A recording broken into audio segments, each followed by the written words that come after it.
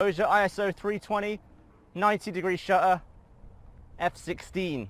Tai nghe Bluetooth E+, chuẩn Bluetooth 5.0 mới nhất hiện nay, khoảng cách kết nối tối đa lên đến 15 mét. Thiết kế sang trọng cao cấp, âm thanh được tích hợp công nghệ chống ồn, khử tạp âm, sử dụng liên tục lên đến 5 tiếng, đảm bảo giải trí cả ngày. Và đặc biệt giá đang cực sốc, chỉ 179k ship toàn quốc. Đặt hàng gọi ngay cho shop 0387458303.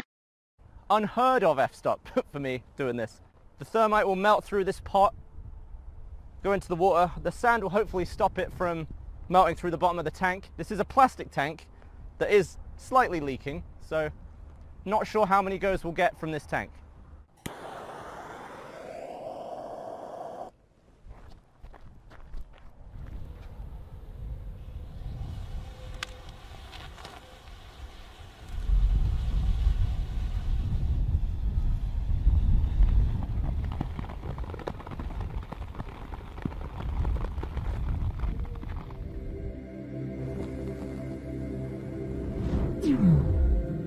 This footage is actually slightly different to footage of if you're just pouring molten metal into water. If you've ever seen that, you'll notice that as the molten liquid descends, it cools down, it becomes more red, and eventually sort of just stacks up as solid metal in the bottom. The thermite, the reaction continues all the way down. It remains molten even after it lands on the sand.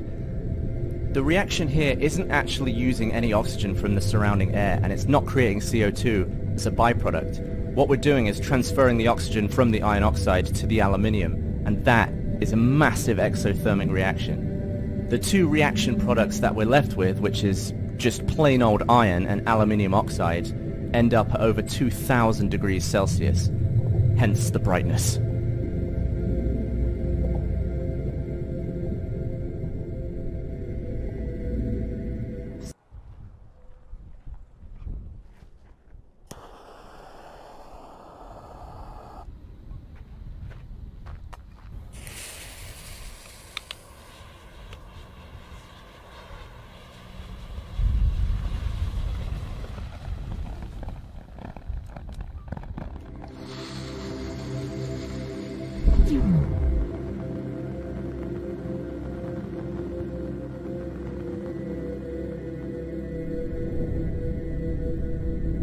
So we know that this reaction is just a direct transfer between the two materials involved, and it's not creating any gases as a byproduct. So the bubbles are actually just a result of the insane temperatures immediately flashing the surrounding water to steam. And especially in this shot on the right, you can see the insane amount of steam bubbles being produced by the heat of the molten thermite.